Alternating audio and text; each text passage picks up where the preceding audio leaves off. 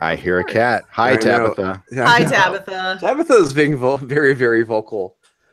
She's a big fan. She's your biggest fan. So. Yeah, clearly she is. Tabitha's the fan. Wow. Yeah, she's very bloody loud.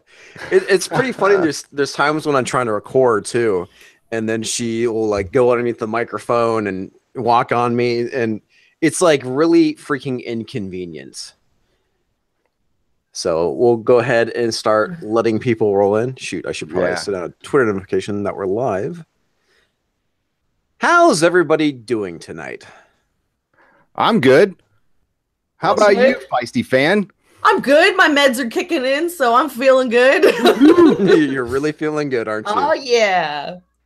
Awesome. Samurai Raccoon's here. Yes, Polo's here tonight as well. Hey, Mariana and Super Dark Water. I recognize many of them. Hello, chat. How are you? Hello, Chatty McChattersons. Everything's a mix something. It really is. Over from the other chat that I was watching. I don't want to plug on your channel, but it was. That's fine. Who are you watching? Ethan's chat was going. I think it's winding down. He was reading the BuzzFeed article, and it was getting pretty salty. It was pretty good, to be honest with you. Hey, he liked one of my videos. Sorry to interrupt. He liked one of my videos, dude. That put me in a good mood all day. Oh, like, fantastic! Great stuff, and like, yeah, just the littlest thing in the best mood. Yay! Yay! Yay! Yes. We have the Tabitha the Comics cat. Yes. She needs her own channel. She needs her own Twitter. Yes, she does. You gotta be one of those people. That would be interesting. That would be a lot of work on my part, I think. I'd have to censor her, I think. My wife has an Instagram for our dog, which I'm kind of embarrassed to say, but I have an Instagram for my group Hot Toy. that's cool. Yeah, that's me. Okay, so welcome everybody. Tonight we're going to be talking about, you know, the usual comic book woes that are facing comic shops these days, as well as what fans are thinking about Fresh Start. I mean, we've had the announcement. We all saw well, I don't know if we all saw it, but I saw the video that was put out by Marvel. And did my review. I wanted to do a little bit more about what books were coming out and talk about the whole thing with Fresh Start, which honestly, it's like you say you're switching up all these creative teams, but yet you still have coats on Black Panther. It just doesn't seem like things are really being changed up all that much. So, Feisty, what have you been hearing around the comic shop? What are the fan reactions so far to Marvel's Fresh Start? So it's been kind of half and half. A lot of people do the groaning and the eye rolling, like, oh God, here we go again. And some people are like pretty excited about some of the stuff. A couple of people are excited to see just one Avenger book. They're like, why can't they do that with the X books? I'm like, I don't know. Actually, a couple people are really excited to see Doctor Strange out of his element. So I've tried. A lot of people. There is so much hype behind Venom that because Donny Cates is writing it. He's a writer I push in my store in particular. So I've been a fan from him of his since last year when he put out God Country. So that's a trade we always have in stock. So so yeah, it just depends on what title. But yeah, I mean, it is really mixed. But a lot of people are usually, oh, here we go again. You know, it's people are glad to see Bruce Banner as Hulk back. They the take on that is they're really interested. They're like, this is kind of an interesting topic, like the fact that it's the immortal Hulk. He can't die. How does he deal with that? You know, like I don't know. It's, I'm looking through the Fresh Start roster, so people are really excited about the Sentry. Surprisingly, we've already gotten a couple pre-orders for the Sentry. Really? Yeah. That's a book I don't know too much about out of all the listings that Marvel has on their website. Well, there's a lot of Jeff Lemire fans. People get Black Hammer. I think he's doing Royal City as well. What else? A lot of people hopped on with his Old Man Logan and then dropped off once he was off the book. Though Brissom has still been doing a good job, so I've been reading that. The hype for Deadpool is pretty much dead. Like, I'm sorry, are you saying Deadpool is dead? Deadpool is dead, you guys. He died. Yes. People are excited to see Thor come. You know, Odin's son coming back. But yeah, I mean, there was one thing that I kind of noticed with that they still keep calling him Odin's son rather than just Thor Odin's, or they call him Thor Odin's son rather than just Thor, and that's the thing that I don't know, just something just kind of bothers me a little bit about that, because under the announcement they have Thor Odin's son has regained his mantle. It's like, what, he regained his name? Yeah, he got his name back. Wow, thanks a lot. Yeah, I'm going through this a little bit. I got my Marvel previews here. I'm going through, and the muscly She-Hulk, not a fan of. Avengers 1 looks pretty good. You know, I don't own a store now. I do go to a comic store up in San Rafael. It's called Blue Moon Comics, and I found the littlest shop I could find to help support. It's just basically new releases and stuff. Talk to the owner there, Sam. He's excited about it, but to me, and you know, so forgive me if I'm repeating myself, if you heard it from last time, it just looks like Marvel Now all over again. You know, I don't know about you, Comics Division, but it's almost word for word how they presented Marvel Now to us. Really? And when I first Googled Marvel's Fresh Start, and it was really early, so the video popped up and a couple of articles, but it hadn't really hit yet. But below that, it was all Marvel Now stuff. And they were saying Fresh Start within that article, so that's why it picked it up. And I thought that was funny. That is kind of funny, because like Marvel Now is when I got into Marvel, and Marvel Now wasn't terrible. It was everything that started coming after the whole Secret War thing with the collapsing of the universe and the Incursion Crisis stuff is where really when they start changing things up with you know, all new, all different, and. Yeah, that's the thing that kind of bothers me about this, is that, you know, last year they kicked off Marvel Legacy, and now is this supposed to be Marvel Legacy 2.0? Is it a continuation of Legacy? Because there's the whole thing with Brevoort saying, "Oh no, we're not done with Legacy. Legacy's still going on," and it's just like, oh, okay, really? It almost sounds like there's an internal fight going on. And I don't even know. Gee, I wonder how that could have happened. It does. And Brevoort, I don't like many have said he's got to have pictures. I don't know how he keeps his job. I mean, I don't wish ill on anybody to lose their job, but quietly retire or go to DC, or maybe not go to DC. Go to Image, go to Image or Black Mask or something, and be editor. IDW be a great place for you right now. I heard there's an opening. But did that guy get fired? The chief creative officer, well, he stepped down, but you know, is that the one that was saying shit on Twitter? I haven't kept up with that.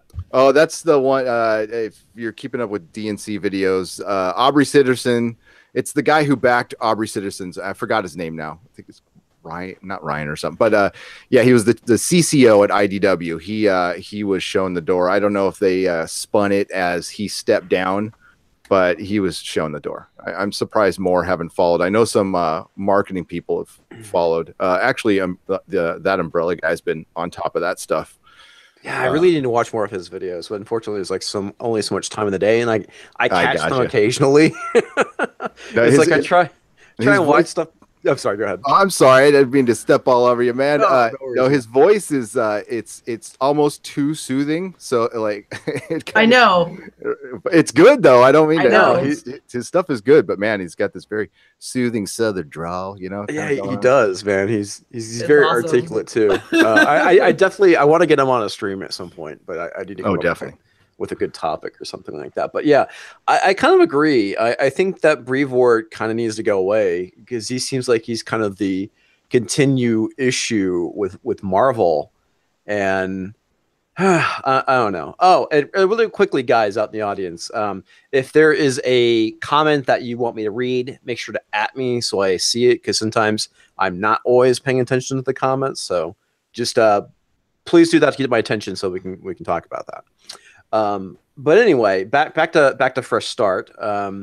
Yeah, there's something very kind of Marvel Legacy feeling about it. Oh, you mean like kind of a hoodwink, kind of a, oh, these aren't the droids you're looking for kind of feel? Yeah.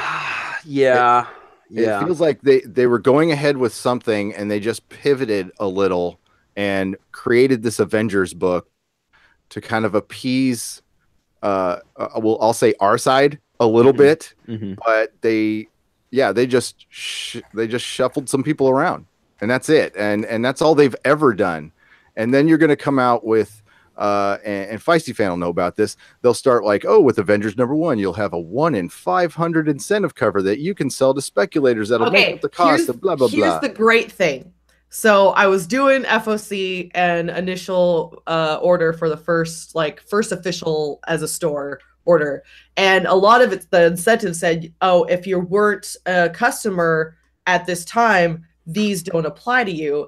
But the variants are still available. So I'm like, oh yeah, bitches. So the one good thing that came out of that was we're going to get some Delatos. We're going to get some Art Germ versions. So we're actually, but we're not going to charge a shit ton because what's the, why, price gouge our customers instead of be like, hey, instead of paying $90 for this, how about 40? If first come, first serve, you know what I mean? It makes a lot more sense to reward, long time. And I actually, since I handle the pulls, I may or may not suggest to people to come in Tuesdays when I'm processing pulls. If there's a variant, I can put it in their pulls. So I know but that's the thing. Some shops don't do that. I do, especially with the people that drop $90 to $100 a week. So, yeah, it is what it is. Okay, so we have some questions from the audience. Do you think DC's New Age of Heroes will the DC who knew God can't fucking speak? Do you think the DC New Age of Heroes thing will survive? Still seem really low. Which New Age of Heroes series are all of your favorite? Okay. For me, I really like Sideways. Damaged has been pretty cool. I'm kind of really behind. I haven't read the Fantastics yet. But Feisty, how are the sales for the DC New Age of Heroes stuff going on? There's decent. We've had to do some reorders of them, mostly because of how shit-tastic our experience the last couple weeks have been. But I'm working on it. I'm working on getting stuff in order. But I mean, we're ordering 25 to 30 copies of one, and that's pretty good for something that's brand new. We're very, very conservative with orders. So I tell people as soon as, hey, since you're here, do you need to make any adjustments to your pull? Hey, I see you here often grabbing from the wall, and sometimes we're out of things. Would you like to start a pull list? It's the way you kind of market that. But I think catering to people that are going to be loyal not that buying from the wall is bad, but if you want to, get these books that you're going in for, I suggest a pull list. I'm going to push that till I'm not working in there anymore until my last dying breath. So, but I mean, we're seeing, and yes, Paulo, I did mean the Terrifics, not the Fantastics. But yeah, we are seeing people, especially with Damage. People are like, because we didn't get Damage #2, of course, so I have to reorder that. So, but people are really enjoying this, mostly because, DC really did see, hey, Marvel's not writing for these archetypes, so let's do it. And more people are jumping on Sideways than they are, but okay, so insider information here. Sales for April are going to be out in May, right? So you're going to see the first time ever a book go over 200,000. That's all I'm saying. Whoa. Yeah. No fucking way. Yeah. So that's all I'm saying. I can't say much more, but just be ready for those Comic-Con numbers in May. So for April numbers. That's going to be interesting. Yeah. That is really interesting. So the first time in a long time. In a very long time. And because Star Wars, I didn't own a store when Star Wars come out, but that hit 100,000, right? Yep. Okay. But this is a superhero book hitting. This is a Marvel superhero book. Marvel superhero book. I'm sure we can all guess what. Yes. Holy shit! It's actually a Marvel book. Yep. Yeah. Wow. That shows people still love Marvel. I love. I missed out on Damage. I really want to check out Damage. Love Sideways. I don't know much about the Terrifics. I think it'll kind of peter out, and I don't want to sound like a Debbie Downer here, but because that's what these things do. But DC finally showing the balls to kind of take on Marvel. And Marvel's been doing this to DC forever, pining on them. And for DC to turn it around and feel confident to do that, it does a heart good for DC. I think DC can conquer Marvel. They need to. What DC does is they let their foot off the gas sometimes when they're competing against Marvel, and they need to stop doing that. They need to just be ruthless, like Marvel. You know. Yes. Except be nice about their being ruthless. Yeah, they're always nicer to the retailers. I don't know about recently, Feisty fan, but in my time, they were much better to deal with, on every level. Well, they have open order for variants. Of course, DC's been better. Yep. And the thing with strips. So with strips, if we order too deep, we have so we did see a little bit of over shipping this past week, but I think it's because there were like 5 different people in the warehouse working on our order. We didn't get charged for the books, however, but shipping happens. But I mean, with DC, they have a thing called strips or returns. So, you rip off the cover, get them together, send them back. They give you a credit on your next order, but it takes about a week or 2. But that's still better than books sitting there collecting dust, not moving. So that's why I like DC too, is they do offer returns for books that you might have speculated that'll sell well, or, that there was hype, but there wasn't. So I prefer working with DC more than Marvel. So that hasn't changed. Good. No, that hasn't changed. Yeah. That's good. So, okay, we had another question from Samurai Raccoon saying, what is everyone's opinion on a boycott? I'm assuming you were referring to a boycott of Marvel. Okay, go ahead. I was gonna say I'm not for boycotts, to be honest with you. If you don't like a writer, you don't like a book, don't buy it. It's more, I think that's kind of a personal thing, but I'm not going to just flat out and boycott Marvel just because of reasons. If there's a book I like, I'm going to buy it. But yeah, I mean, there's plenty of reasons why I don't buy Marvel books as is, simply because the writing's been poor, the art's been poor. I don't need to boycott them to not buy their stuff if it's garbage. Yeah, don't pay them because you don't want to hurt the store. And that's where I'm coming from. Yeah, that's that's where I'm coming from. If you do that, you'll put me out of business. And I won't have a job, and then I'll actually have to go on disability because this is like the only thing I can really do and do well. So just adjust your subscriber. So there's a way you can kind of do a boycott. I totally get what you're asking, and I hate to reference the list, but have your own personal list in your head of people that you just absolutely will not support. Then go into your comic store and say, I'll get the rest of what I'm, because it takes 3 months to cycle through on your subscriber minimum. Yeah. Or, with Final Cutoff, you can change it, but just go, in a month, I'd like to cancel this title. And that way it doesn't cost your comic store anything. Because that kind of equates into the whole Mags Visaggio thing and how she's become a star. And I think because DNC's made her a star. And I think if we just didn't talk about her and just had her, prove herself, if she becomes a great writer, that's one thing. And I haven't read all of her stuff, so I don't know. Okay, but apparently I misread that. Apparently it was boycott. Oh, sorry. That's okay. Then never mind. Well, I think it's a good one either way, but I'm not really okay. Do you know what they're referring to by boycott? I don't. That's news to me. I don't know if this is like that hashtag with an evil thing or is a boycott like kind of a reverse boycott? Fill me in here. Is it kind of like support guys you love, like buy 3 Ethan Van Sciver books instead of a Mags? I hate to pick on Mags, but a Mags book, I have actually because of that. So funny story. Someone came in with their phone and had a list of stuff and started asking me if we had these trades and whatnot. So I started pulling, and I've noticed like a couple names on there were, you know, so I'm like, huh.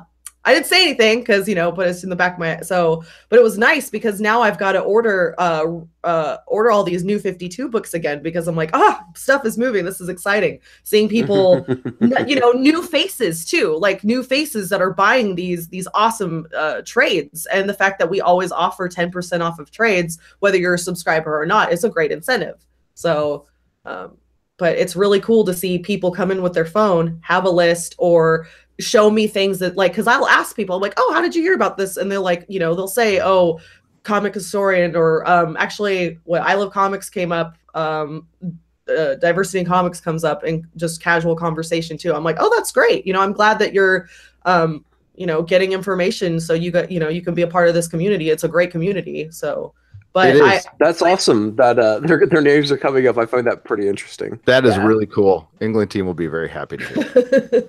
Yeah, no kidding. But for me, as a selling point, I don't know.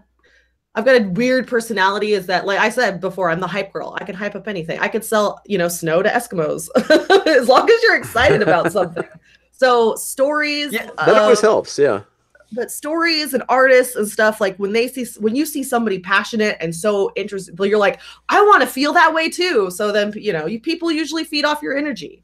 So that's a good way to move the needle as well. Even if your customers are now starting to start up conversations with customers, or I'll be talking to somebody and I know a reader or subscriber, like over in the corner, I'll be like, oh, hey, we'll just call him John. You've read this, you know, can you tell him I haven't? Can you guys talk about this? So I don't know any, you know, if I don't know something, I'm not going to try to bullshit my way through it. I'll be like, haven't read it, but oh, he has. So, you know, stuff like that. But I'm seeing conversations start now with customers among themselves in the store. And that's been really exciting too. I don't know. I like when people are excited about comic books. No, they need to be. That's great. Yeah, no kidding. Okay, so Maranya is giving us a definition of boycott. Boycott is basically when you go and buy the good books, posting and tagging them with boycott. That's actually new. I haven't heard about that. That's cool. I'll do that. Yeah, the writers, artists, and so on saying why you're buying X book. Underground Geek apparently came up with it. Okay. Ooh, gotcha. That's a good idea. Actually, yeah. Hey, what's up, England team? Yes, I'm glad to see that you're getting brought up in comic shops. That's pretty cool, man. Making your mark, man. Well done. Someone just said to me, let me make a suggestion. Start your channel, YouTube, Patreon. You can do what you do now, but give reviews. I was actually, what was it? I couldn't sleep. I woke up at 5 and I got, you know, I think I posted a picture of my hot chocolate and my Bible. I did some Bible study this morning, guys, with my previews and starting that. But I think I might do that. I might just start a channel from the point of view of a store owner or a store manager and saying, hey, this is what's coming out. This is the FOC, or going through previews and being like, oh, this is, you know, so I think that's where my niche is going to be, is talking about stuff coming up so you can pre-order, or like No Justice, that just came up for pre-order. So people start adding Justice League No Justice, 4 issues, issue per week, starts May 9th. Do it. Yeah, do the new. And England team was adding in that boycott is about buying comics, not YouTubers. So that's pretty cool. Yeah, definitely like that. Yeah, that's it. I don't, like I said, I don't know if there's any store owners doing that, and they need to be. That's a great idea, and you can go over Final Cutoff with people live on live stream, and that might even actually get your store sales. But definitely ask for more money if you're going to do that. If you're going to help, if it's going to be affiliated with the store, definitely ask. No, yeah, definitely. No, I'm actually, they're talking to bringing me after they become the official owners, because they still have a contract. They're going to let me give me a piece of it instead of paying me more. So I'm working on that. So part owner, I think, is more satisfying to me. And, you know, in case one of them wants out, I'm still, you know what I mean? Like that. Yeah, that's cool. Yeah. That's what I did with my manager. You give them a piece of the pie. It makes it feel like they're involved, because they are. And yeah, that's very smart. And then you don't have to pay disability and some taxes too. Exactly. It's very smart. Okay, so we had another question. What do you guys think of the villainous Black Panther and the Justice League book? I heard something about that. I heard he's going to be in there. I didn't realize he's going to be a villain. Is it actually Black Panther from Marvel, or is like just like another character named Black Panther? It's like I said, I've been kind of out of it, guys. Unfortunately, I've been focusing on coding a lot lately and not on the comic stuff. Your actual last night, job? I think was the yeah. Well, it's not my actual job. Oh, okay. It's the video game stuff I've been telling you guys about. Oh yeah, all the fun stuff. There you go. Yeah, I finally hit like a milestone. I'm like, okay, I gotta take a break. I'm gonna burn myself out. So actually, I did read some comics last night, which was pretty cool. But yeah, I haven't really been keeping up with the news, so I don't know. Have you guys heard anything about that? I heard something about it this morning, and I don't think it's the real. It's Red Lion. Is that what you're saying, Ed Brewer? I'm looking in the chat right now. But it's supposed to be Black Panther. That's a bold move. That's a really ballsy move. I want to read it. I definitely want to read it, but that's all I know. Just on the outside that it's supposed to be Black Panther versus the Justice League. Interesting. Yeah. Of course, if it was Black Panther and Marvel, he would just kick their ass in the first page and it'd be over. I'm reading comics. Sorry. Did I just kill the room with that? Sorry. No. I've been reading some of the comments here. So apparently, the BuzzFeed article about Ethan Van Sciver dropped. I don't know if you guys have checked it out yet. I have not. I think he apparently with his stream was going over the BuzzFeed article. Yeah, I like I said, I've been kind of out of the loop. You did? Yeah, I did. What did you think of it? Sum it up. I could understand how Ethan and DNC would see it as a hit piece, and it mostly was, but there was a couple of paragraphs where the writer did kind of say the truth, where, you know, like Ethan was the victim of harassment, and it wasn't spun, but the problem is they sandwiched that paragraph in some crazy spin. So I'm not going to say it's it was a BuzzFeed article. So I mean, I lowered my expectations when I read it, but they mentioned DNC and Ethan by name, and they have a picture of him in there, and they're associating him with Comicsgate, and they were calling DNC and Ethan and those of I'll say us in the community harassers, serial harassers, which is total bullshit.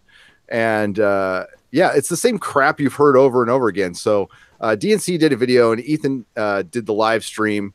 And honestly, it was not, if you read the article, there was nothing new, like zero new. It's all stuff we've gone over a million times. It's just the basic, anytime we criticize anything, we are Nazis, harassers, some kind of ist, and you know, and ism and whatever, and a phobe. And they but the thing is they keep winning the goddamn argument because we're on the defensive. We're the ones always having to go, no, I'm not a Nazi and I'm not a racist. And if we have to do that all the time, then they're winning. That one's done. They have the loudest platforms too. I mean, that's kind of the issue. And this is something that I think a lot of us have talked about, is that the reason why we're constantly on the defensive is because we're having to defend ourselves. They control the narrative. They are the ones that control the narrative. We are the ones that have to win the hearts and minds of the average person. And I won't say they don't. I mean, if anyone who obviously has read a BuzzFeed article, if you are not a progressive and an ideologue and you've read a BuzzFeed article, you know they're full of shit. Obviously they are pandering to a specific group, where I do think a lot of us in Comicsgate really do. And some guy called me out on this with my Marvel Fresh Start, and we had a brief conversation. And like I said, the main thing I think is that we need to be polite to people. If you don't like something I said, and you don't like the fact that I use the term SJW or whatnot. He made some comment about how I just want comics to be white males. Like, that is not the case. I want comics to be good. And we had a bit of a back and forth. It was very polite. And I think that kind of interaction is what is important, because they do control the narrative. And Yeah, that's kind of how I feel about it. I saw something in the chat, and that's true about anything specific. I actually have the article up right now, so I'm going to paraphrase. I don't want to read the whole thing. I'm terrible at reading, but they mentioned, for one, all of their sources remain anonymous, and some of them are in counseling because of this harassment, by the way, which I'll call bullshit on that. And they point out when Ethan had Vox Day on, and if you watch that video, he kind of rips Vox Day. He rips Vox Day for a I heard about that. Yeah, but they spin it like, oh, your bro Vox Day was on. You know, that's the kind of crap that we're pulling in this. And it's, you know, again, I don't need to read. It's out there. You guys can read it. Is there anything super specific?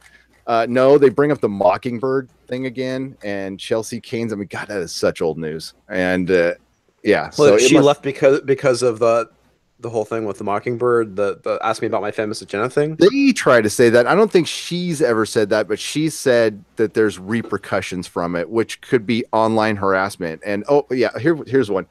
Dealing with Comicsgate for the past months has been one of the most stressful experiences I've ever been through. You must have had a good life. I have a weird sort of internet PTSD now because of all of this. One victim who does not want to be identified told BuzzFeed. Yeah, that kind of bullshit. So, yeah. I mean, BuzzFeed put out this article so Ethan and DNC and some of us would talk about it, and then they'll get more clicks, which is kind of what Bleeding Cool. That's my theory on Bleeding Cool right now. I think actually we're kind of keeping them alive right now because probably they are such trash, and I'm glad I'm free to say that on your channel. Don't even get me started on the Mary Sue, man. Oh, dude, I remember when they gave up on Game of Thrones after season 5. I don't know if you guys are watching that because of the Santa. The thing that, like, with all this though, it makes me feel like people can't discern like fantasy from reality. Mm-hmm. Exactly. Well, okay, that's just my point. Like, I want to point this one out. So Mackany90 says that basically criticism is called harassment and a punch to the gut. Now, I'll be honest with you, criticisms that can be hard to deal with sometimes if you're not ready for it, and if you have not built up that thick skin to deal with criticism. Yes, I think it can be a punch to the gut, but that is life, though. You know, the criticism is not harassment. I haven't really been harassed online. I have a little bit. Some guy criticized one of my videos I did years ago. It was for a film festival, and I believe it was probably the writer of said script I did, and it was nothing big though. He basically said some shitty things. I was like, yeah, what the fuck ever. You know, yeah. I occasionally get that in my YouTube comments. Does it bother me a little bit? Yeah, a little bit. But ultimately, does it affect me? No. I mean, no. I got more important things to worry about than being. You got internet spanked. Yeah. That's what I call it. I'm like, oh, you got an internet spanking. Oh darn. But I do think that the whole thing with just I do think that DNC takes things to a level I personally would not do it, where I can understand why Kwanzaa blocked him, because he was just barraging him with stuff. And at some point in time, I'm pretty sure it's like, okay, this shit's old, block, I'm done with you. And this isn't like some blockchain thing. It's just that, yeah, you're being an annoying asshole, and I don't want to use your shit. And that's my criticism of DNC, is I think that sometimes he acts like a dog with a bone and doesn't want to let something go when he probably should. And he's not exactly helping his side. Not when no. And that's on Twitter, right? When yeah, on Twitter. Okay. I don't see it because I don't go on Twitter a ton, so I don't see a ton of his interactions. So is he different on Twitter than he is on YouTube, or is it kind of, you know? Yeah, a little more mellow on YouTube? He tends to be a little bit more aggressive on Twitter than he is on the YouTube. Then I can definitely understand that. Who wants to hear that all day long? You know, that was, you know, because I follow DNC. For the record, I followed you first, and England team. But yeah, I got blocked bot blocked by people I've been following for years. Years. People I know. That's the reason why I stopped following DNC is not because I have an issue with him. The reason why I stopped following was because of the blockchaining thing that's been going on. That was weird. Yeah, like that's what I do. You know, block one person, but not a whole 60,000 or however, 40,000. Like that makes no sense to me. Like I don't think people are gonna go out normally. Typical normal human beings don't go out of their way to harass people. Of course you got your trolls and stuff, but I mean, I got a little bit of criticism, but I took it with stride. I'm like, oh, I'm sorry. I didn't know my like that you saw on your feed was offensive. It wasn't my intent. But yeah, sorry. Okay, so there's a comment I've been kind of hanging on to. Sorry, do you have more to add on to that? No, go on. Sorry. It's all good. Okay. So what do you guys think about comic book prices? It seems that, let's see, what is your opinion on the prices of main Marvel titles compared to DC? Marvel is making annuals and one-shots that go for $5 and all. Yeah, that's kind of the issue, right? Is that we're paying on average $4 for shitty books from Marvel. Why would I want to give them my money if their product is inferior when I can go to DC and buy it for $1 or $2 cheaper? That's do you want to start? Yeah, I'm like, you could. I have a couple things said, but go ahead. Go first. That's fine. Ladies first. It's okay. So, I don't mind paying $4 a book if the quality is great. Give me $4 worth of quality. I don't mind paying more if I'm getting a good book, but making every other say a few times Mighty Thor or Spider-Man or it'll go from $4.99 one issue to like $3.99 and like it jumps, and usually on FOC or what I'm ordering it'll be no price. To me that's kind of weird. Like I'm like, just fucking stick to a goddamn price point. Because that adds up. Like if it's every other month you're changing the price on a title because it's got a few more pages, like, but the art shit, it's like, what is this? What are you doing, Marvel? I see you. Yeah, and those ads. Yeah. No, paying $4 for a Squirrel Girl book, that makes my mind kind of hurt a bit. It's like that book it's not worth it. I'd rather set it on fire. I mean, the $4. Yeah. So us older guys will remember this. The reason I believe Marvel overtook DC in the late 60s, early 70s, one of the reasons was their books were cheaper. Okay. DC used to be 50 cents and Marvel used to be 25. It was right during the change. So it was still only 25 cents and 30 cents. So you could get almost 2 Marvel books for one DC book. Now, some DC books were 40 cents. That's like one of the first arguments a comic argument I had when I was like 8 years old was like, I like Marvel because it's cheaper. And they're like, well, it's cheaper because it's dumb. Yeah. And that's, and we go back and forth on that. And I think that had a lot to do with Marvel kind of overtaking. The stories were good too. There's a lot of reasons, but that was one of the main ones. So yeah, Marvel being all over the map. And if you want to do a fresh start, it can't be. See, that's what's so unfresh about this start. They're not, at least DC, when they redid stuff, they made their books cheaper. Like that was one of the first things they did. I remember that they're like, we're going to be $250 for a little while. And I don't know, Feisty Fan, has Marvel said they're going to make their books cheaper, start using pulp, anything like that? I haven't seen anything, and the prices haven't been different on ordering. So nope. Have you heard of them reaching out to retailers to talk? Yeah, I'm in the group. I've seen it, and I've seen other owners request it, and I've seen about 300 to 75 comments in that. So, it is something that is a concern because it'll be easier to sell more product if it's affordable. And like whether or not the quality, but I'm quality over price is it is what it is, but I want a $4 or $5 quality book.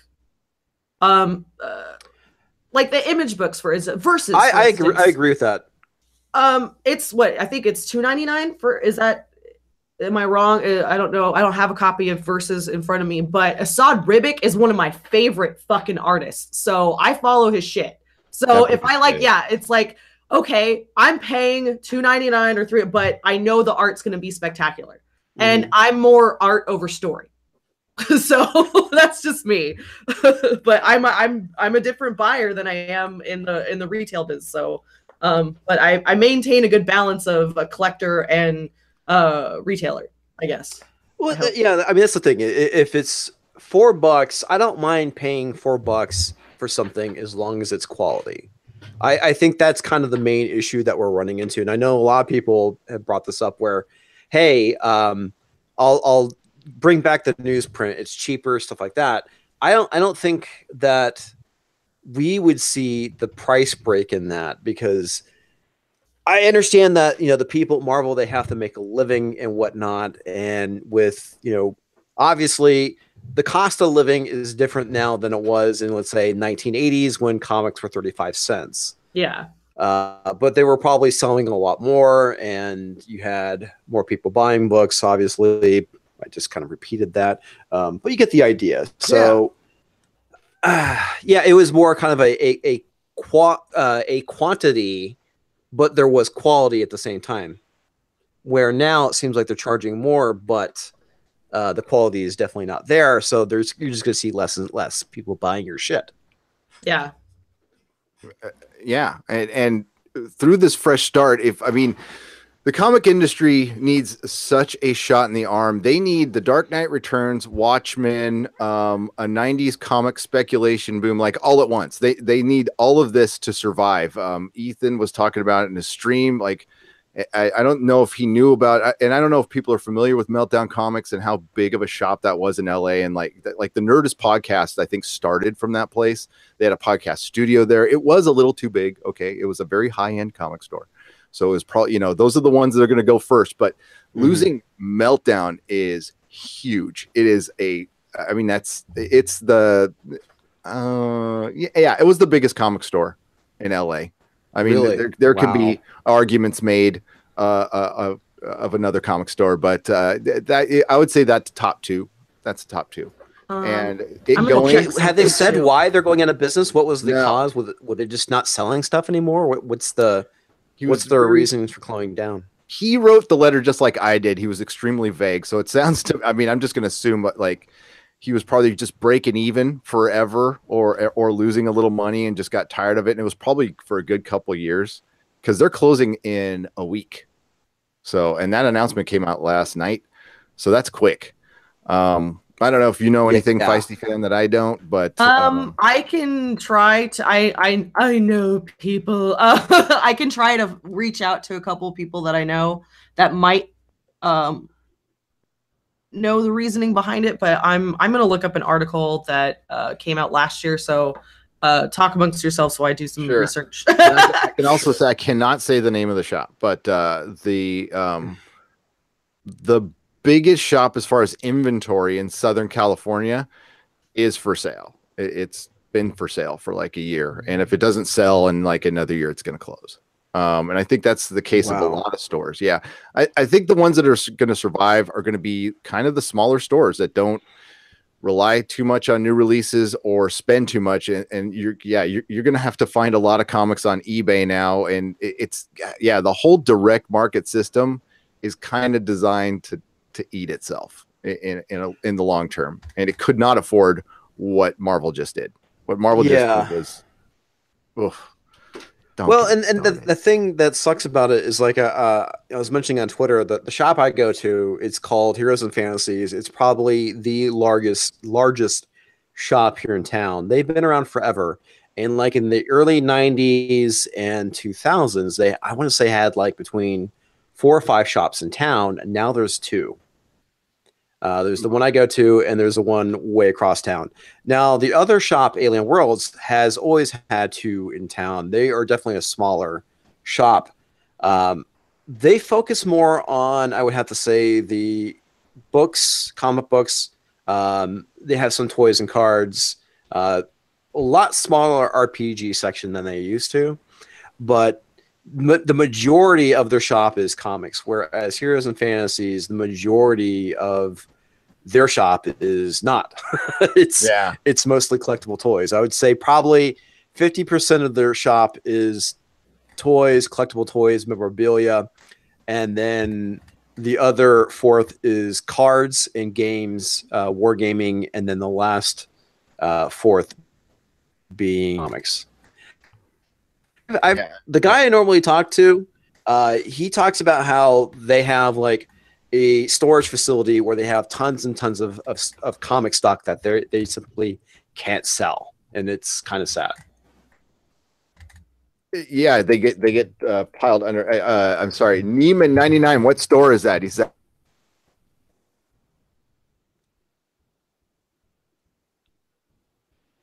let's see. What was that? Did I lose you? Sounds like you cut out.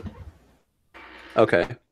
I can't. Yeah, but I was looking to see if they were mentioned in an article I read. But yeah, no, didn't find what I was looking for. So irrelevant. But because I heard a couple. Did we lose NERDROTIC? Yeah, I think we lost NERDROTIC. Oh no, we lost him. Yeah. we have a piper down. I repeat, a piper down.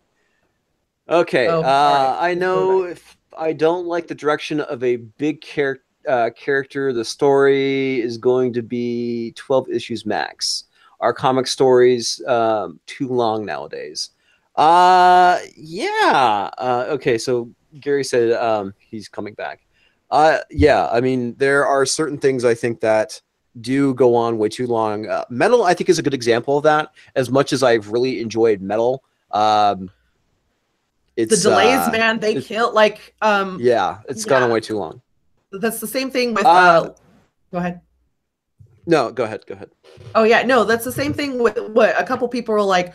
So when's the new Doomsday out? I'm like, oh, it was delayed, and now it's going, every other month. They're like, oh, it's like a letdown. It's like you build up this hype, you have a good good start, and then it's delayed. It ruins it too. It ruins the line, or it ruins the story arc, or which sucks, but people are still like hyped for it. Like, we're ordering 200 copies of Metal and all of them will sell, so we're not worried. Hey, sorry. Hello. I talk with my hands. I am terrible. I just unplug myself. No, I do the same thing.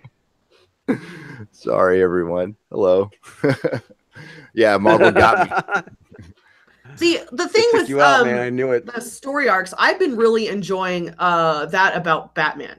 So what Tom King has been doing, like with War Jokes and Riddles, he had like three issues that came out with the story. They had a break of like an issue of a side story, and then the issues continued. And then same thing, like he's doing like 3-issue story arcs, which I am finding great because there's no filler issues. The same thing happened with oh God, I remember when they announced that when I think Secret Empire was going from like 8 issues to 10, everybody was groaning. Like all our customers like, really? Like they didn't need 10 issues.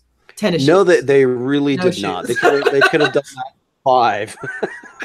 So I love puns, okay? Leave me alone. Yeah. But God, yeah, that thing kills me.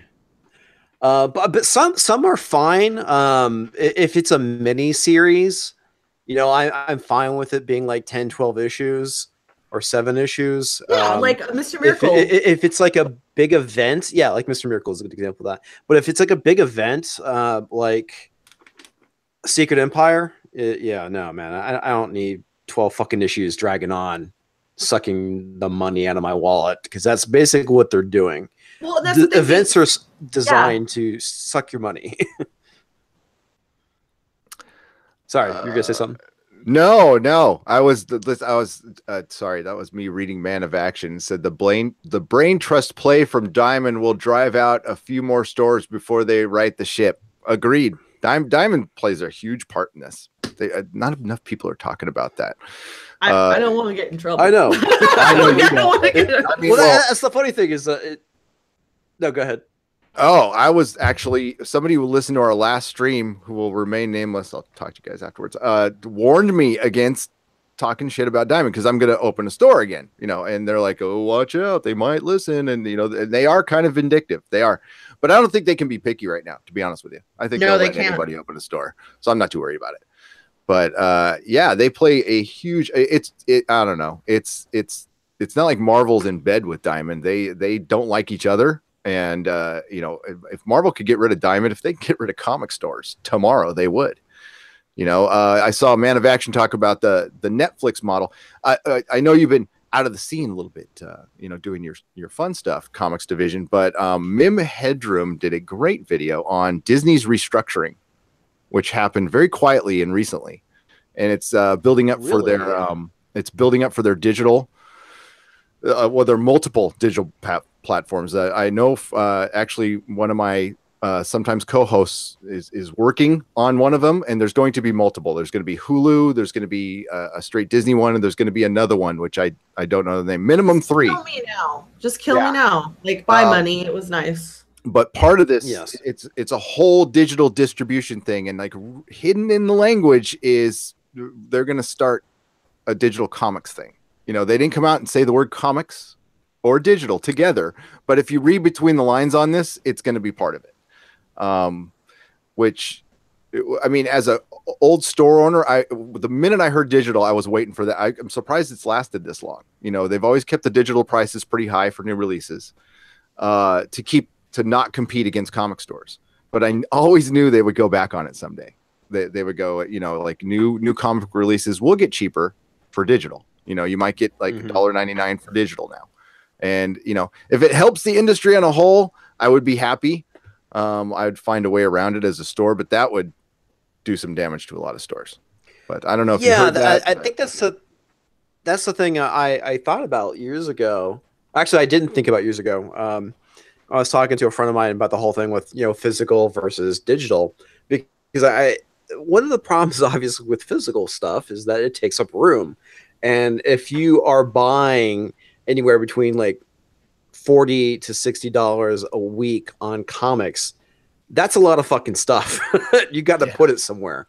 I posted a picture of my mess of a space, and it's in our living room. So my husband's like, honey, what are you going to do with this? I'm like, I have no idea, but it's beautiful. Well, my wife jokes about how my comic books are taking over the house. I mean, it's a bit of an over exaggeration, but I do have a lot of fucking comics. Oh God, I have a bag full of stuff sitting right here that like I'll listen to live streams and I'll just read my books but now I'm like, oh yeah, there's another pile I forgot about that I've got a catalog, bag and board, and then files. So I'm like, yay. But the reality is, at some point I could probably go through and weed out the stuff I really don't need to have. Yeah, that's what I've been doing. And then I've just been donating it back to my store because I'm like, whatever, I'm getting it back in my paycheck anyway, so it doesn't matter to me. I loved it when my employees did that. That was great. Yeah. Yeah, to minimize it, you know, Man of Action's actually put up some really good stuff with the Disney. I just started collecting good stories, and that really does break down a lot. But it's like I'm just gonna get good stories now. That's it. You know, I got my keys. I remember in my 20s, because I'm old. I used to put my mattress on my long boxes, so my long boxes were my bed box. Oh God, that's hilarious. So you are old school, dude. Yeah, dude. I had a studio for what, $500 a month in San Diego.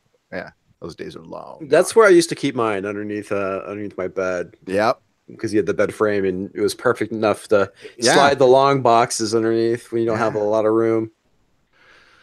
So yeah, Man of Action is talking about like Disney's multiple. They're gonna and it, you know, I don't know if any of this subscription stuff's gonna work. I mean,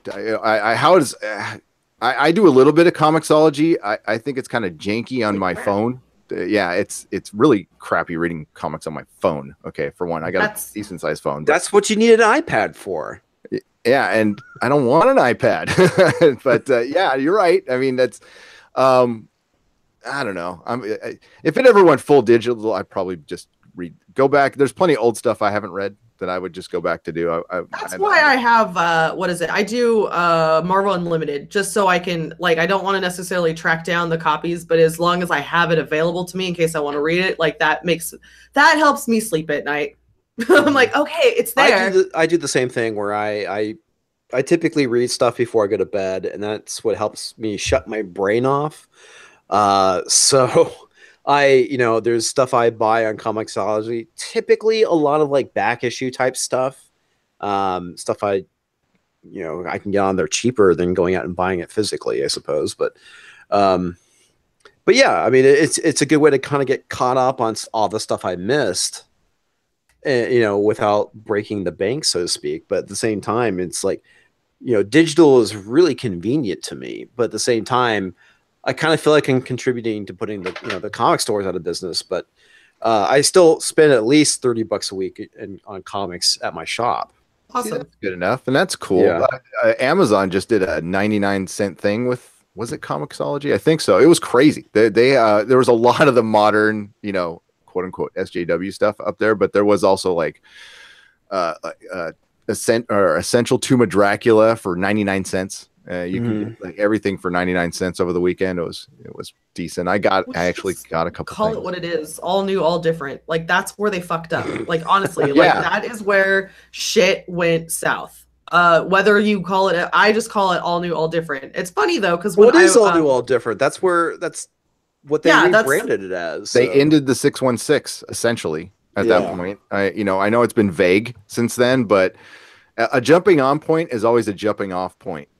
I've found it at the comic store. Like as many people will jump off of something, and it's usually the people who have been spending $50 to $100 a week on comics, coming in religiously. Sorry, can't talk. But I do the same thing. Word salad. There we go. There's a lot of guys who would collect habitually, and gals too, and that. It just takes a little nudge to get them to stop doing it. And they're just collecting comics out of habit. I can't tell you how many guys who would come in for years going, I don't really read them anymore, but I just collect them. And it just takes something like an all new, all different to get them to stop. And when you're, living on the edge at a comic store, I can't imagine too many are like, floating in cash right now. They're living, diamond bill to diamond bill. That's no way to live, by the way. That's not fun. Luckily, though, we've these new owners have great credit, and they have, that's good. One of them came into a lot of cash thanks to trust. But I've told them, I'm like, we've got to be smart about this. We can't over order. That's why I do everything. I keep people's subscription digitally, because we have the POS system now. It's not as dinosaur as it used to be.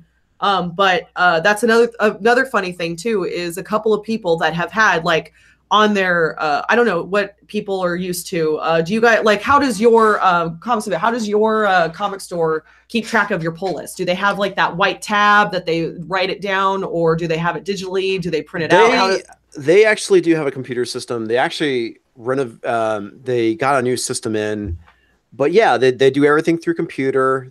Whenever I make a change, they go in, they'll usually make a note, and then, they'll go and make a change in the computer. But like when I get my pull list, there's a white sheet of paper that was printed out with what comics are supposed to be pulled from my box number. So yeah, I mean, everything is done using a computer system these days rather than like file cards and whatnot.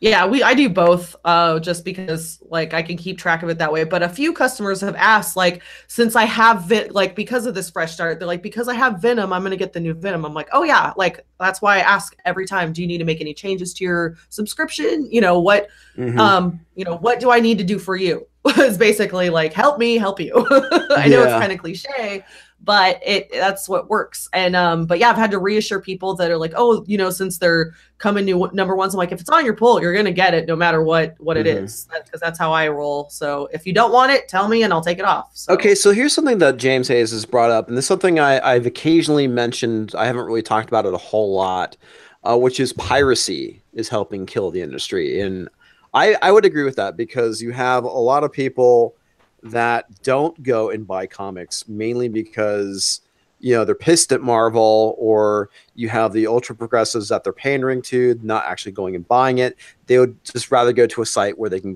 go and get it pirated. And I don't think I speak out enough against that. I know that being a part of the pirate generation when it came to Napster and music, I do feel like I'm a bit of a hypocrite by speaking out against that. But one thing I've always believed in is supporting my artist, whether they are musicians or filmmakers.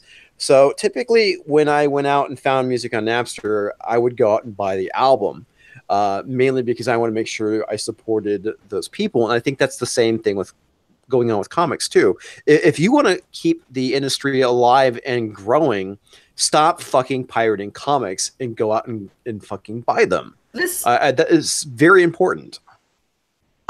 That's how I generally feel, and how I explain it to people is like, you have a job, right? Well, how would you like maybe $4 or $5 a day taken out of your paycheck?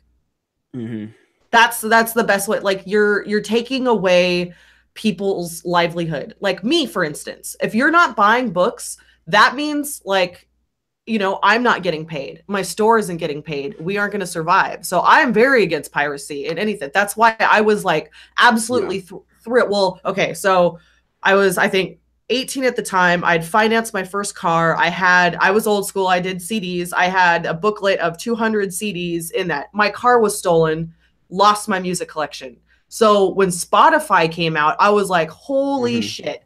So I literally would be like, okay, do I eat ramen this week or do I pay for Spotify? I can't live without, like, I can't live without music. I can't. Right. Like, yeah. When it came down to it, like if I had to cut down on pool to pay for my music, I'm paying for my music. So yeah, no, I hear you there. I mean, Spotify is awesome and terrible. The game, yeah. I mean, at the same time, because I would say probably anywhere I'd spend between like $20-30 a paycheck on albums, depending on what was out, what I was looking for. Oh, nice. Yes. Digitally, because I'm a fucking sad computer nerd. That and like it's the same problem with comics, right? I mean, I have all the, between my wife and I, we have way too many freaking CDs. And it's ridiculous. Now, again, digital things, ones and zeros, takes up very little space, except my hard drive. It eats to death. But yes, but overall, you know, it doesn't take up a lot of space in my house.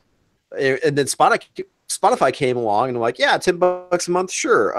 I can afford that because I was spending between, you know, 30 to 40 more a month for music.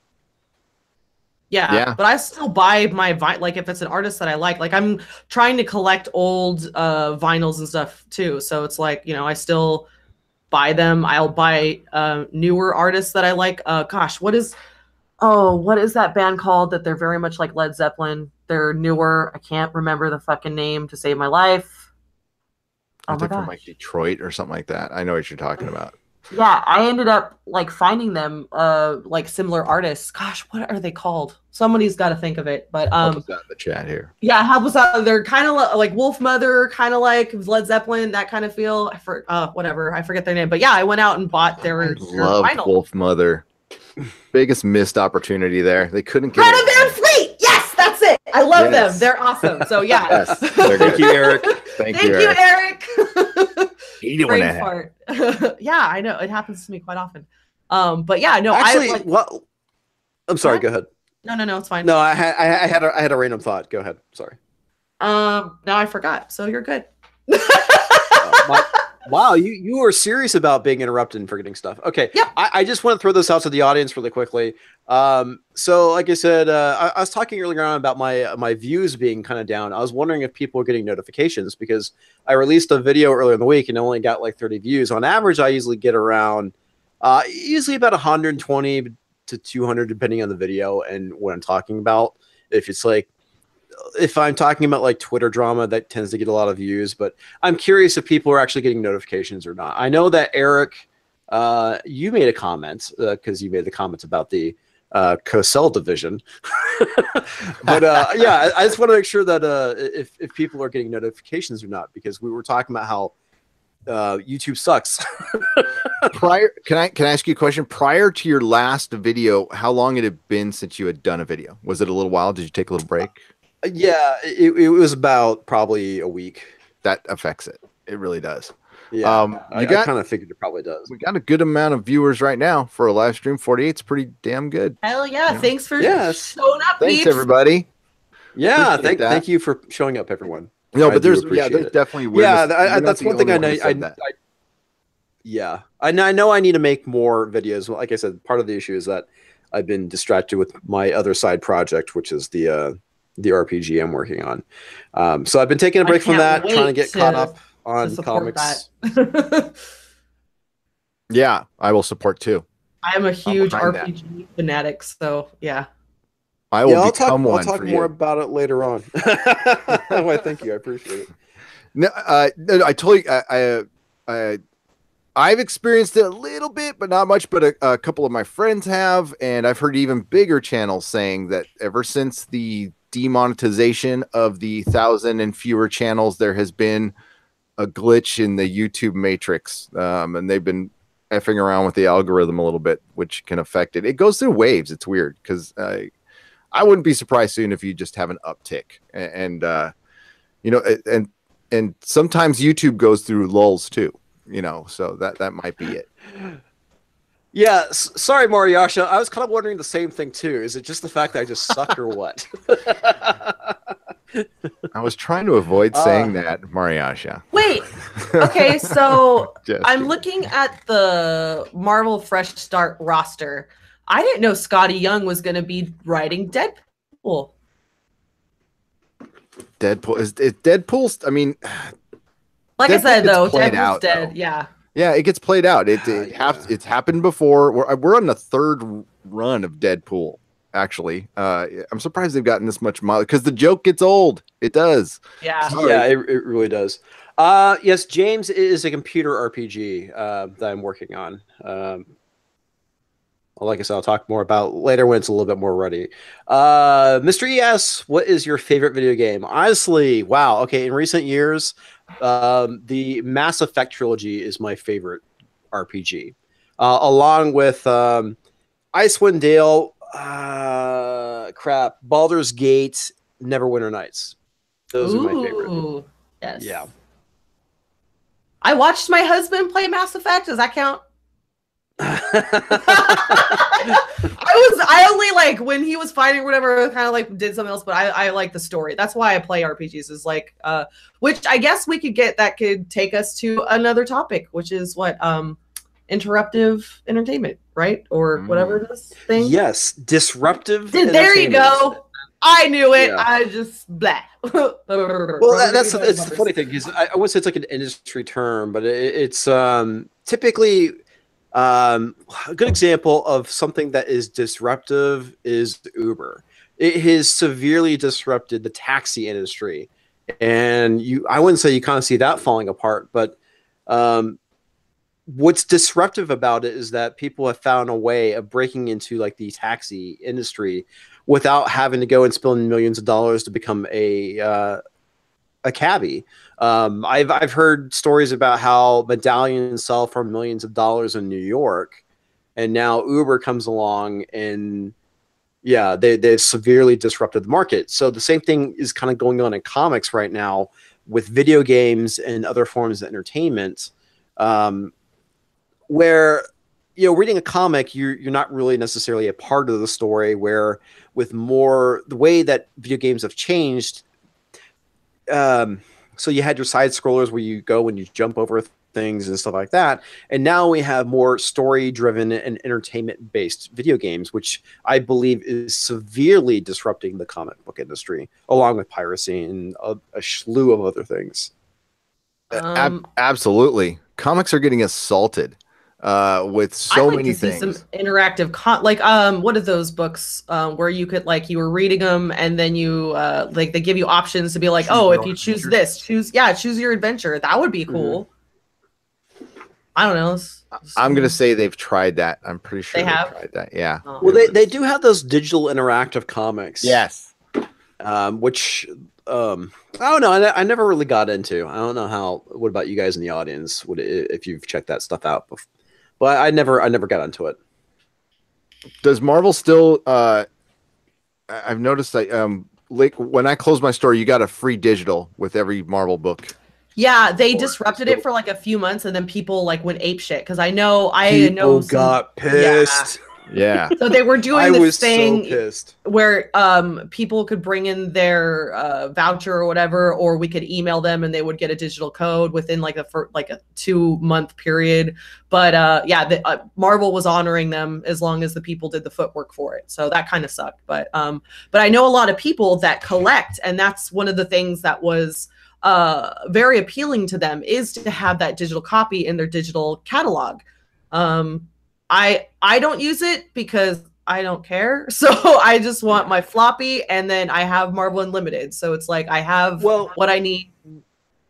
What I liked about it is that at the time when that came out, I was traveling a lot because I was a consultant. Mm-hmm. And I could go and load it up on my, I think I had the Kindle at the time. No, or did I switch over the iPad? Okay, I think I switched to the iPad. But I could go and download my comic. I could load it up with all the comics I bought, and I could read it while I was out of town, or I could read it while I was on a plane. So that was very convenient to me. And then when they stopped, they didn't stop it. They just stopped providing you a digital copy. They were trying to push other books that nobody gave a shit about. And I was like, why am I not getting my book? Why am I getting this other thing? There's times where I get a bad code and it was to another book. That happened to me a couple times. I got like Generation X that way by accident when it was like a Marvel Generations book I was trying to review at the time. So it pissed me off because I had to go and buy it a second time. So now I spent like $8 for a comic that I hated that I was going to go review. Anyway, that I got sidetracked. But my point is when they changed it, I got so pissed at Marvel. I was probably more pissed at that than some of the SJW nonsense stuff I was reading. And I was pretty pissed at that as well. That is such a Marvel move, though. I mean, if you want to it just in one action describe Marvel, it was them taking away the digital from that. I initially hated it because the little stickers made the books stack weird. So my anal collector was like, get these stickers out of my books. But I learned to love them and get used to it. And I was kind of shocked to see that it was missing from some of my books, you know? So yeah, I just wanted to know what was up with that.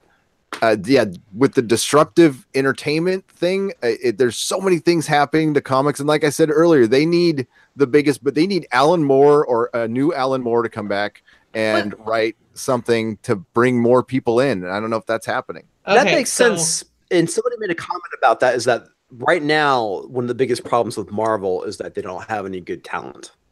Okay, so insider information too.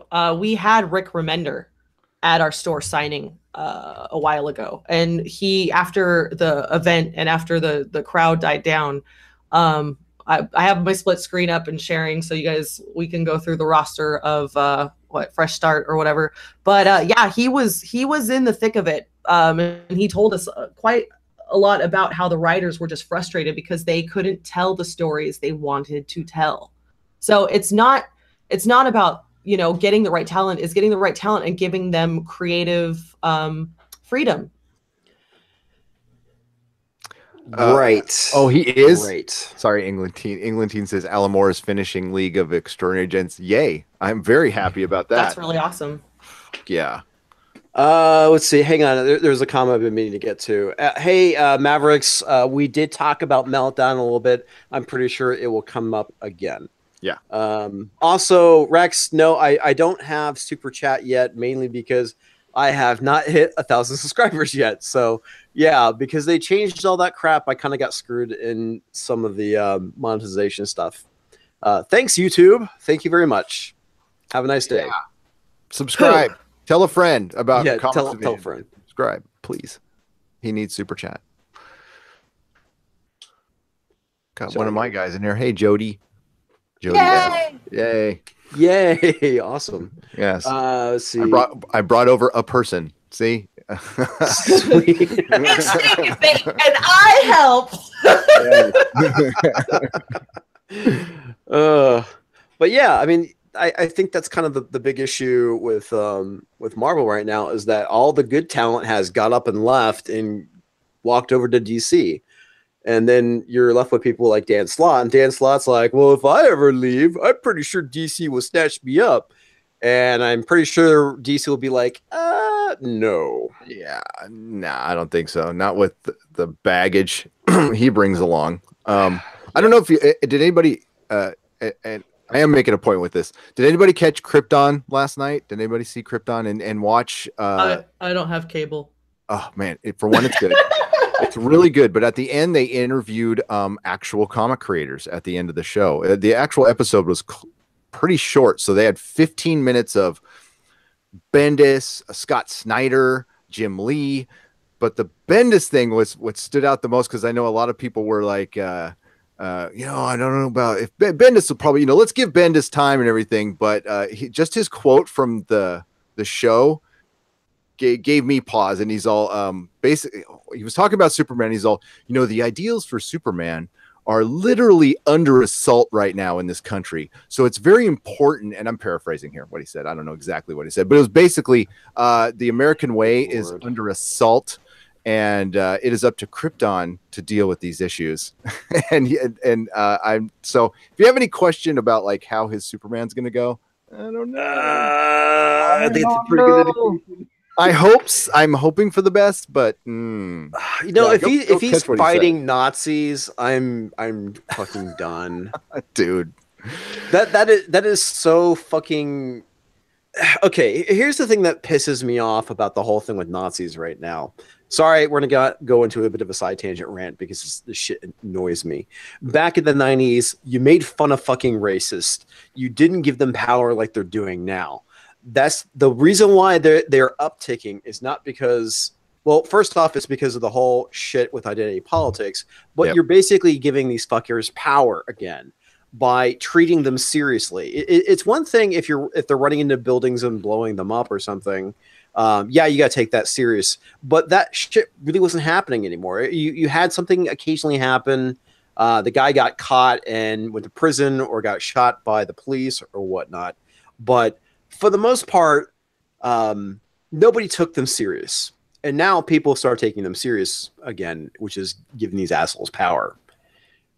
So yes, comic book industry, stop writing about fucking Nazis. Nobody cares. And Englentine points out, and I did think about this, Englentine, when he said it depends on which way you say, or he said the American way is under assault, depends on which way he thinks the American way is.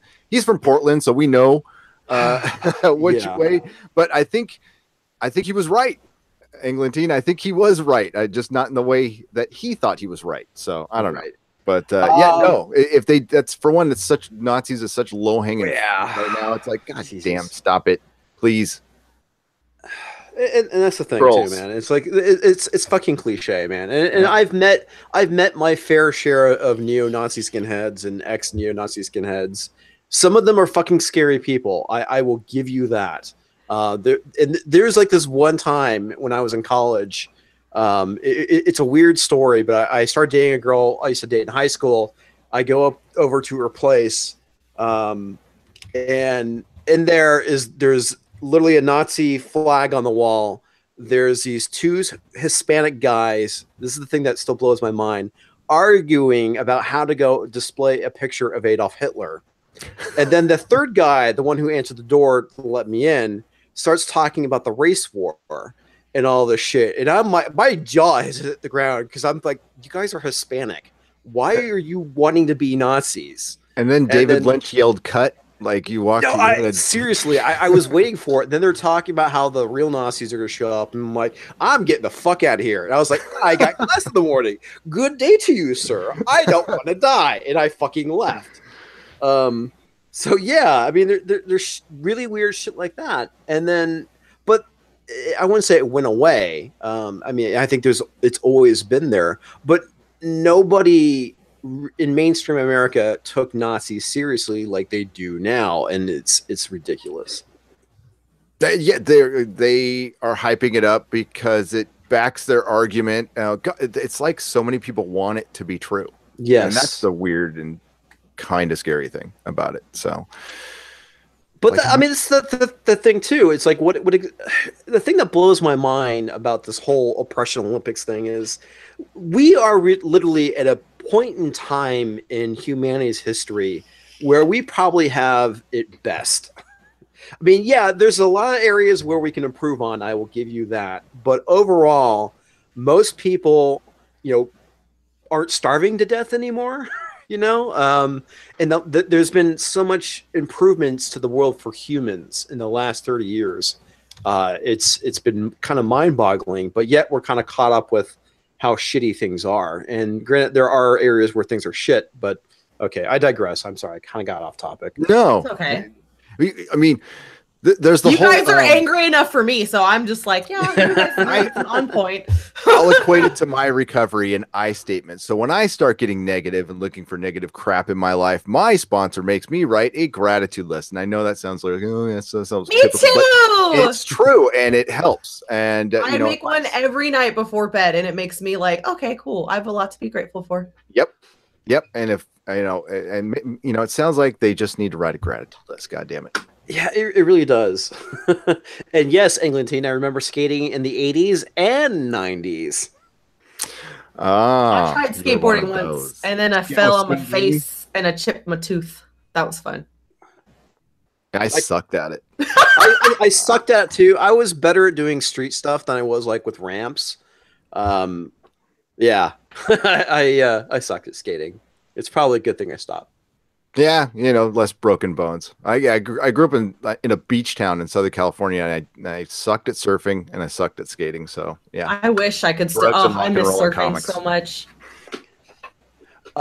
Just to answer Alexa's questions, was the sex good? Well, let me tell you, it immediately stopped because I didn't talk to her ever again after that incident. Because it was just like, I'm like looking at her and she's like shrugging, and I'm like, I don't know what the fuck I walked into. That was pretty scary, man. Yeah, back to the whole comics and fresh start and everything. Yeah.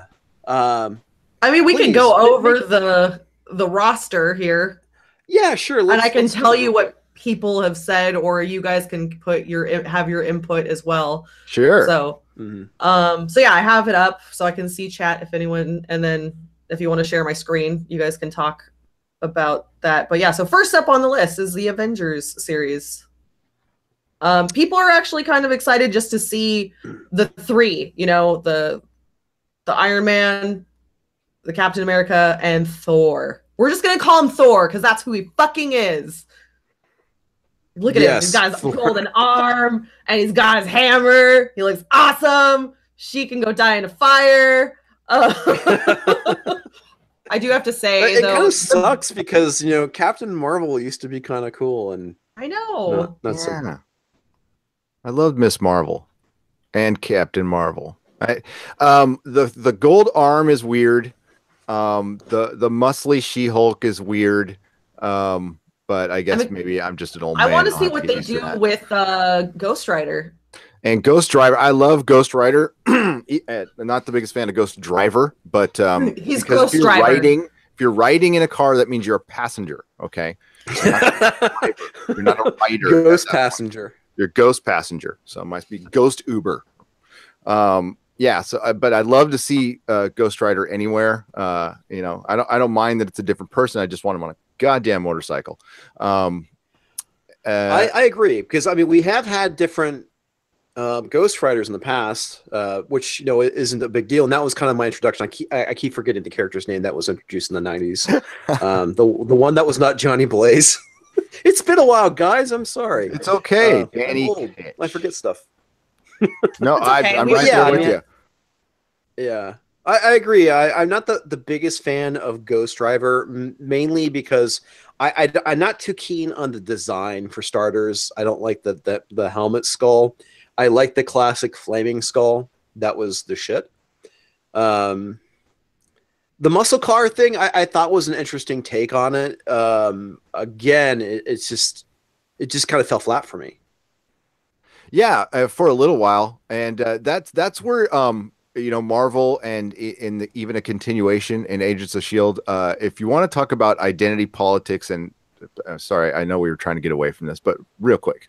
Go for it. Ghost Rider was a Mexican American who happened to just be a mechanic in Lavario and had gang associations. That if that isn't freaking, like, why couldn't he be a lawyer? Why couldn't he own a, I don't know, why couldn't he have been a barber or something?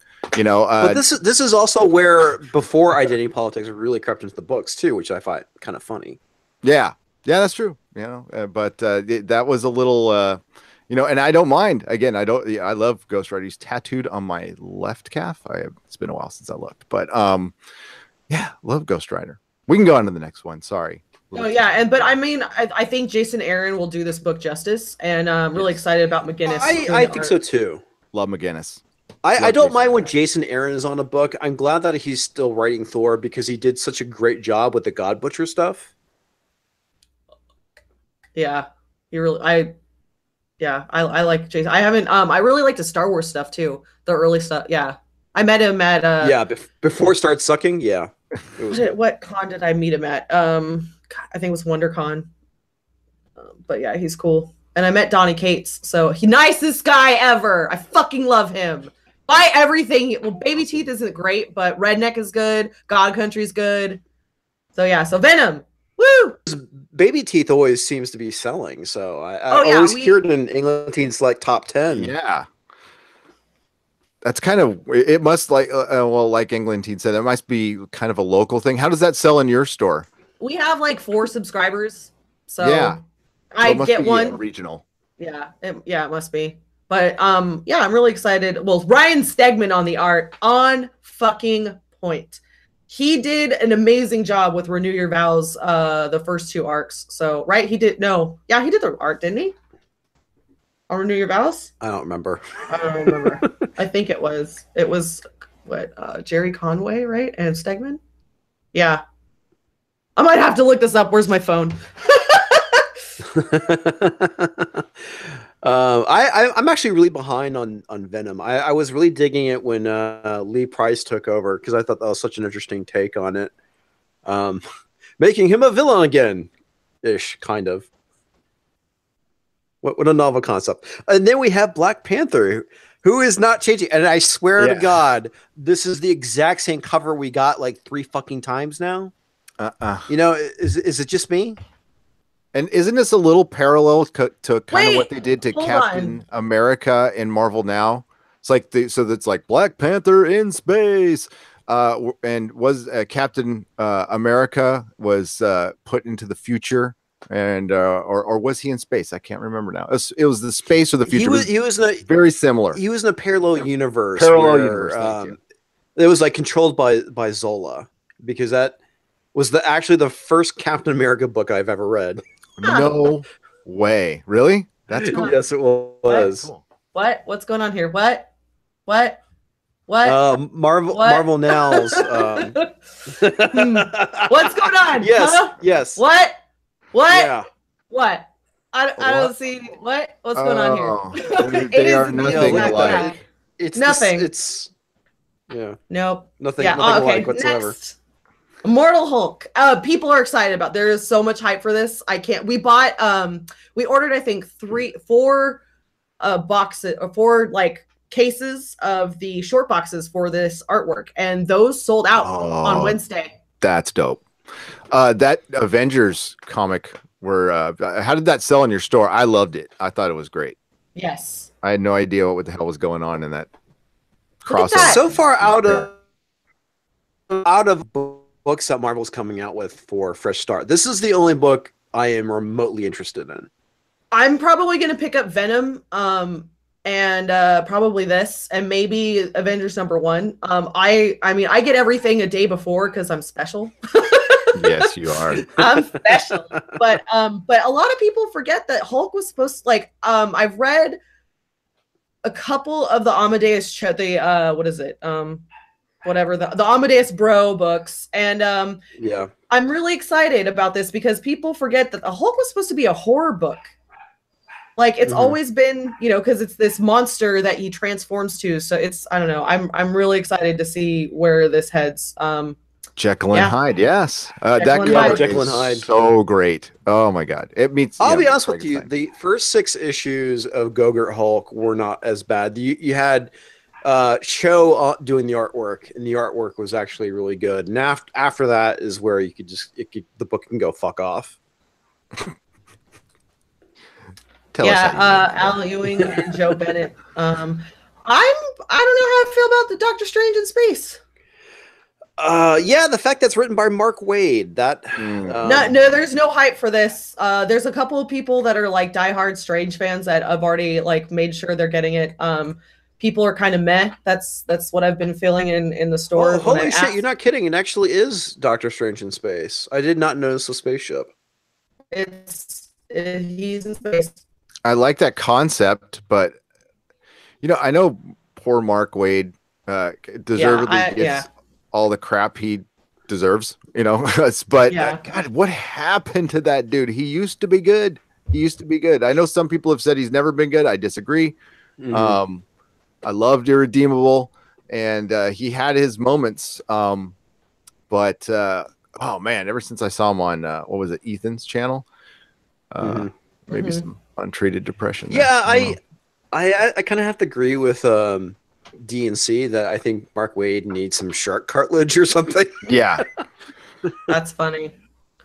Or a friend or something. Or a friend. Yeah, but some of the stories that Ethan even talked about after his stream with him, you know, wow. I mean, the guy seems like he's seriously off his rocker. Yeah, let it go, dude. Yeah. So next on the list is the Sentry. A lot of people are, a lot of the Superman fans have actually added this to their poll. So it's Jeff Lemire, so he's a good writer. I'd probably check this one out. Yeah, I think I'll at least buy the #1 to check it out. Yeah. Yes, Edward Brewer, low T. He suffers from low T. Low T. And then this thing. Blech. Yeah. Oh, he's so cute. He's popping a bubble. Look at him. Okay, next. I'm excited about Thor. Look at how many different hammers he's got. Oh, yeah, what the fuck is up with that? I don't know. It's awesome. It's fucking cool. I'm big into fantasy, so anything with like old lore, I'm like, you know, I'm about. So I'm excited. I'm excited to see Thor. Yeah. As long as they stick with the old lore, or at least in the. And it's Jason Aaron, so yes, it should be good, because whenever Jason Aaron is writing Thor, the book is good. Yeah, even Generations, even book. Oh god, that like almost really made me tear up. Oh my god. Minus the Generation. If you took Femme Thor out, the book would have been great. You know what it needed though? You know what it needed? Beta Ray Bill. Oh, absolutely. I fucking love Beta Ray Bill. Sif knew what's up. I'm just saying. Let's see. Recreation says, I'd like to see Doctor Strange do sign language for the hearing impaired without his magic.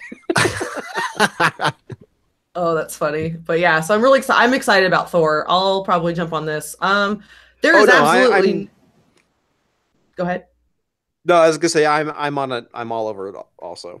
Yeah. And then we have the series Ant-Man and the Wasp. Nobody's interested. Nobody cares. So yeah, the only reason why this book is coming out is because of the movie. Yeah, that's it. That's it. And that's the reason why they put Mark Waid on it. Yeah. And yeah, unless they could bring what was it, Kirkman back for Irredeemable Ant-Man. Was it Kirkman on that? I can't remember now. I don't remember. That was good. That was a few years ago. Thor, I don't know, and I don't care, honestly. And then this makes me really sad. I'm gonna go, and I know Mariana will feel the same. I'm like Tony's #2 in my Marvel men love, and as much this cover is gorgeous though. Like, yeah, that cover is actually nice. That's amazing. Now, like, what bothers me is the title, Tony Stark Iron Man. So, what does that mean to you guys? He's not invincible anymore. No, that there's probably going to be another Iron Man book that has Riri Williams in it. Yep. Oh yeah, that'll be the Invincible Iron Man. God, I love that they brought back the old logo with the rivets and everything, and then they did that to us. Again, Marvel. Well, I think in an interview he specifically said, I think it's here, what or I read in an article that Dan Slott was like, yeah, I wanted to do like RDJ in the suit and, you know, a Black Mirror fill. I'm like, what? So you're basically ripping off of something else. Like, you're not original, bro. Mm-hmm. I mean, what Iron Man already says, like, I think in the 36,000 a month. That's yeah. Well, and I think this is where we're really going to see Slott not shine, because he's been surfing on the popularity of Spider-Man, and arguably Iron Man is not as popular as Spider-Man, and I think that we're going to see his numbers severely tank with him on this book. I just want the cover. I'm getting it. Yeah. I'm like, I love. But yeah, I mean, I love Sheety. Yeah, it's gorgeous. 36,000 though is right around pre Iron Man the movie, a pre MCU Iron Man. You know, the Iron Man and Captain America were and Avengers to some point were the 2 books or 3 books that were helped the most by the movies. But I also think it was the creators they put on them right around that time that had probably more to do with it. But I've said it before on the podcast, but when I bought the store in 2003, my store had, we had like 150 subscribers, and we had 8 subscribers for Cap and 7 subscribers for Iron Man and like 10 for the Avengers. It was like dark times. Like the best selling comic at the time was Batman Hush. So yeah, oh God, those were bad numbers. Yeah, and then there's this abomination. That cover though, why? Oh, it's so beautiful though. I know, but I'm not a fan of Coates being on this book. I think it's going to turn into some total identity politics nonsense. That's what I'm worried about. But at the same time, maybe he can pull off being a good writer and do some research and maybe. America. I'm trying to be hopeful. I'm willing to give him a chance. It's either going to be a great book, it's going to be a mediocre book, or it's going to be some fucking roast bait. Yeah. Yes. Agreed. I have nothing to add to that other than and then we have this Nick Spencer. Well, did you guys read The Superior Foes of Spider-Man? No, but I actually have read a few things that he wrote, and when Nick Spencer wants to be a good writer, he can be a good writer. When he checks his fucking politics at the door. I mean, from the cover, I mean, it's got, you know, his old foe. I don't see MJ in it, so I'm gonna go cry in a corner. I will weep after this because she's such a good character, and she's so good for Peter. Like, I'm gonna go cry now. I'm depressed. I'm sorry. I think there's a couple people that are keeping Spider-Man on their poll. Yeah, I don't know. I'm gonna give it a shot just because I'm a longtime Spider-Man fan. So I'll give it like 4 issues. He's got 4 issues to impress me. And I have to agree with the Englentine. My concern about this is that Cap will be fighting for the American way the same way Bendis is advertising it. Yep. And that's it's concerning. And so much damage has been done to Cap, more than Spidey. It's been eroding at Spidey. Even I'm going to go as far back as I still don't think he should have been an Avenger. Marvel held out for the longest time, never putting him on a team for a long period of time, never making multiple Spider-Men.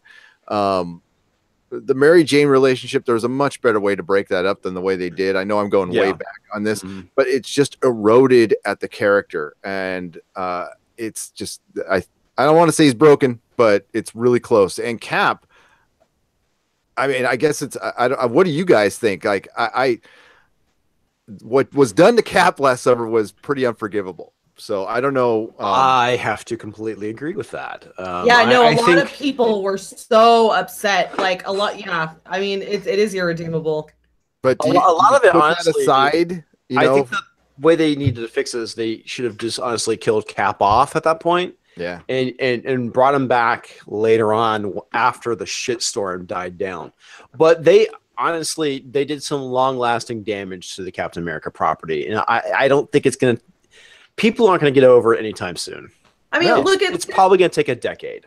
For the look, it's a brand new. No, wait a second. Spider-Man's gone bit. No, that's not right either. Spider-Man's definitely not that. Amazing Spider-Man gets bigger. A brand new series, courtesy. It's like basically this right here is a slap in the face. It's a brand new. No, like I'm flipping off my screen right now. Renew your brand new day one more time. Fresh start now. Next. We don't even need to know that.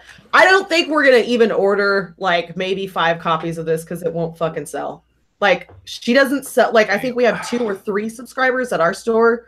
I don't know what other stores sell or whatever, but we specifically like buy maybe 3 to 4 copies for the wall of something with like 2 to 3 subscribers, just in case. And what irritates me about that is that picture of her when you scroll down and you have like the woman that's like reaching up, like that's like every fucking cover they've had for #1 issues for Captain Marvel is people like looking at her in awe like that, and it's just like, what the fuck? I do love Tedesco though, like his art is awesome. Is everybody else seeing what I'm seeing? I don't want to point it out in the cover, but I think what is that right there? Todd piece going on right is that a penis? Wow. Yeah, impressive. I'm like, wow. Most impressive. Don't act like you're not. That's it. Yeah, so that's the roster so far. I do have DC May solicits up, so I'm excited to see the DC Nation. So it's like a preview, kind of like what Marvel does, I think, but there's a few stories in this one, so I'm really excited to see where this goes. This is available on Free Comic Book Day for 50 cents. So okay. That's not free. I know. Have you guys read the stuff? I guess the we're gonna give it to people for free because reasons. Good for you. Because we're nice. Ah, well, that's always good. Well, they charge you for shipping on Free Comic Book Day. Oh, people talk about that. Yeah, it's not free to the retailers. It costs them a few bucks. So, what are your thoughts on the solicitations for Bendis's run on Superman? Have you seen them at all? I have not. I'd love to see them. I know we're getting usually stuff like this. DC will put it up on Diamond, and we get as retailers we get to read the first issue or a couple pages and stuff. So if I see anything or if I get a chance to, I don't read Superman. I'm not saying he's bad. I'm not trying to. He's not my hero. So no, fair enough. I just think it's weird that they gave him like action and Superman. Yeah, and I've kind of digging what Jurgens is doing or was doing, and even his tweet aside, whatever. I love Superman, so I'm very worried about what. It right here makes me feel like he's sticking his dick in the mashed potatoes. I love Clayman. I'm so excited about this. Okay.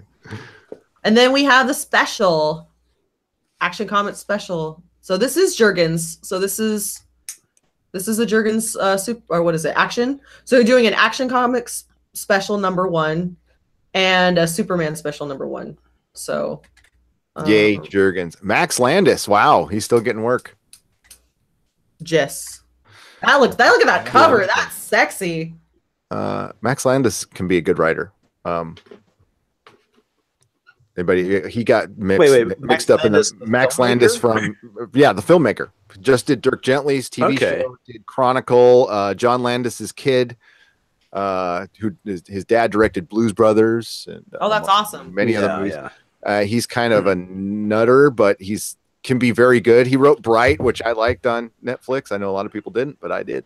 So, I think the advertisements they're doing in the middle of Super, like Bendis is coming, like I'm like, oh, that's not. That sounds so dirty. Yeah, I'm like, thanks for the warning.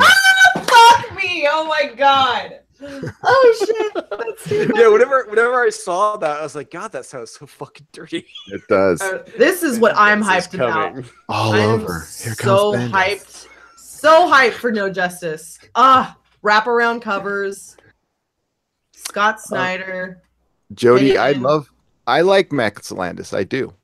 He was the first guy to come out and call Rey a Mary Sue on the Star Wars thing. He got a lot of shit for that too. Yeah, he also defended Scarlett Johansson as Motoko Kusanagi in Ghost in the Shell. I watched that and it didn't bother me. Like, I thought the visuals were good, and like I would have liked to have seen a Japanese actress fill the part, but I mean, I enjoyed it. But I'm like easy to please, so it was I'm a diehard Ghost in the Shell fan. I love the standalone complex series along with the original movie, so I could not bring myself to watch it. I mean, the visuals looked very amazing, but from what I understand of the plot, it's kind of an abomination. It is, but it's a pretty movie. It's too bad they wasted so much, you know, so many great sets and great effects on. I love cyberpunk stuff, and me too. I don't think I can forgive that movie, so I refuse to see it. No, just watch Altered Carbon again. So yeah, so yes, that series was awesome. Yeah, that was fun.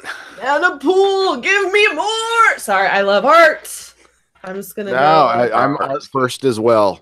I'm right there with you, Feisty fan. Oh my god, I'm so like, look, Starro. So beautiful. Yeah, so, Melania, I have to agree with you. It would suck to be a kid these days growing up with what we're getting out of comics, where we basically have no heroes to look up to. So that is kind of shitty. So when you watch a Star Wars movie where they tell you being a hero is bad, right? Yeah, right, that's along with it. Oh, Jesus. Look at that, you guys! It's so sexy. That is actually a very beautiful cover. So yeah, all these. So in May, starting in May, No Justice is coming out, and it's a 4-issue run, and it's weekly. So put it on Snyder on the bottom. There you go. Yeah, Tinian Williamson. Yep.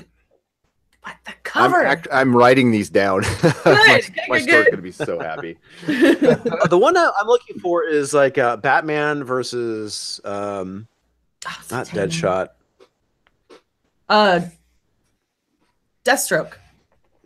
Thank you. Yeah, it's like it's the guy that they base Deadpool off of. Deathstroke. There we go. That looks interesting. It's going to be written by Christopher Priest as well, which is I'm excited. Oh, that's going to be great.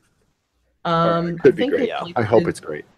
Yeah, but I'm excited about this team because Etrigan and Zatanna and Fading Raven. Yes. Oh my god! Oh, that's gonna be great. Yeah, this is gonna be cool. I'm very excited for this. Yeah, this is like I am already pushing it. I'm so on top of this. Like people don't even understand my life right now. Have you read the Paul Dini Zatanna run? Yes. Canceled for the New 52. That was so good.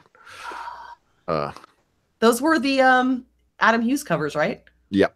Yeah, God, okay, so I have it all on Comixology, but I've been slowly collecting each issue. They are so hard to find. I might just have to eat it and just get a lot on eBay or something. Or unless somebody comes in and brings it in to buy, I'm like, oh. But look, this is going to be awesome. Like we should talk after the stream. Yeah. I have a couple of runs. Yeah. Oh. Yeah. Doomsday Clock number 5. Look at that cover. Oh shoot! Sorry, somebody mentioned White Knight earlier. Sorry, I distracted them with artwork. You guys, sorry. It was probably like 20 minutes ago. So they're asking what were our thoughts on White Knight. I really like the book. I haven't read the last 2 issues though, so I don't know if it's still kept up. But from what I've read, the book has been fucking phenomenal. The artwork is I would love Sean Gordon Murphy sells the original pages. My goal in life is to own a page from that. But I don't care what it is. I just want to own a page. Look at this friggin' variant. Oh, you guys. He's awesome on Twitter too, you know, and you know, he does his job. He interacts with fans. He's not being an asshole. He's, you know, not trying to push his own agenda. He basically said that, hey, I kind of got it out with Punk Rock Jesus, so, you know, I'm gonna write stuff that's good. And it's like more power to you, man. I hope he does something else. Like I'd love to see him do something else too, even just artwork. Well, that's one of those things the comic industry needs that I was talking about before. Like they need a big seminal comic or at least a classic to come around. I think this fills it. I mean, don't take this the wrong way, Batman fans. It kind of sucks. It's Batman because like so many things go into Batman. I'd love for for them to be like a Swamp Thing kind of thing happening from the 80s. Like, yeah. when the Watchmen was announced, it was like, what the fuck is this? Like nobody knew what the hell it was. What was coming out. So that's what was the big surprise of that. But Dark Knight came out and everybody was kind of expecting that to be good, and it fulfilled everybody's expectations.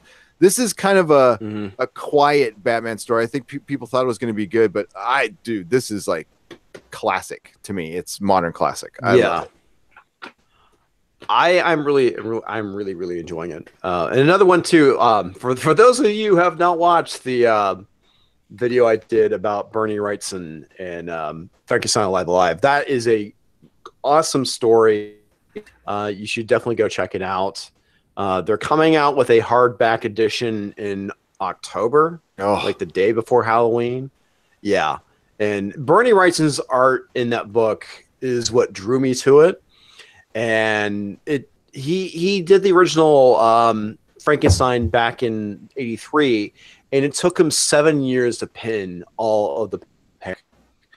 And now it's like I can understand why it took so long to release all the issues, because there was a very large gap of like 2 years between issue 2 and issue 3. And I was surprised that issue 4 actually came out with him passing away. They got Kelly Jones to go and finish the book. But what sucks about it is, and Kelly Jones by all means is a amazing artist, but oh my god, his work just pales in comparison next to Bernie Wrightson. Yeah, that's not fair. So any what is it? No, it really Connor fans for Harley. Here we go. This is Harley Loves Joker. Who's writing it? Paul Dini. Oh, I mean, really? Yeah. Yep. I think we're getting covered by Frank Cho. Wow. I think we're getting him to sign soon. Is he going to have to defend his own character that he created? No. God, I hope not, because that was kind of happening with him in the past. Well, guys, I think I kind of feel like the stream is winding down, so I think now is probably a good time to start getting ready to call it. Like I said, try and keep things going for like at least no more than 2 hours, and it looks like we're getting ready to hit the 2-hour mark. All right. Whoa, hello. So let's go ahead. I know, Feisty, you don't have a YouTube channel yet. I'm working on it. Yes, I'm working on it. I just got to get some editing program or whatever. So yeah, that's all I got. Cool. But you can follow me. You can find her on Twitter. I'm a Twitter whore. Like, I'm always on Twitter. I don't know. So yeah, you can follow me on Twitter at Feisty Comic Fan. I post random shit, mostly anything previews. I try to post stuff up for FOC. I'm just trying to pimp good comics, really, and I think that's what I'm going to focus my channel on, is stuff that's coming out soon, so that way people know. Because honestly, that's one thing that really bothers me, is the marketing for comic books is nil. Like, there is none. Oh God, I could go on for another hour on that. I know we don't have time. So yeah, I think that's what I'm going to focus on. Well, you know what? The great thing is we can always do another stream and have that as a topic. Hell yeah. Yeah, I'm totally that. Yeah. Okay. Oh yeah, and bring it to the chat. Like, how would you market comics? Yeah, that'd be fun. I think that would be a fantastic stream. Hell yes. But there's my wares. I pimped it. Yay! I want you to start that channel. I think that's a great idea. Yeah, you definitely need to do that. Gary, you. Bellman 11. Again, thank you for inviting me tonight. I really appreciate it, Comics Division. And I have the NERDROTIC channel on YouTube. I don't normally talk about comic stuff. I basically do TV and movie recaps that are comic related. A lot of men in tights and women in tights. Ooh. And we have a Friday night live stream podcast that's kind of open to the chat. Otherwise, we're doing specific shows. Like currently, we're doing Krypton. And I did just post a video about Meltdown closing. It was kind of a plug for this stream, though. So that's the last video I did. Yeah, it's a real shame what happened with Meltdown. It's very I guess, and then someone was saying on another stream I was listening to that Montreal shop closed today as well. That's two 2 and 24 hours. It's getting like we're at a critical stage. It's kind of support your local comic book shop. Start to panic. I should do that as a hashtag. That should be my hashtag. Yeah. Support local comic book shops. I think there is a please. Like I said, piracy is bad. Please pay for your books and keep comics go. Not only comics alive, but comic shops alive. So if you're coming from the future and you are not watching the stream live and you don't buy comics, shame on you. Please go buy them. Absolutely. Absolutely. And of course, I am Comics Division. If you're randomly showing up, please subscribe. I'd like to hit 1,000 subs someday. And you can follow me on Twitter at the Twitters. Just look for Comics Division. I can't sell myself. I suck at this. So about that marketing. Yeah, we're going to about that marketing thing that I should try and do better at, which I don't.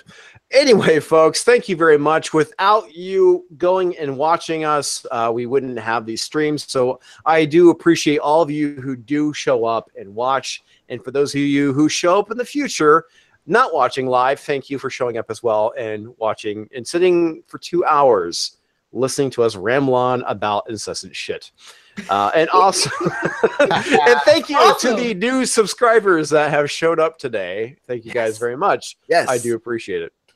Until next time, folks, enjoy your reads, and we will talk to you next Thursday.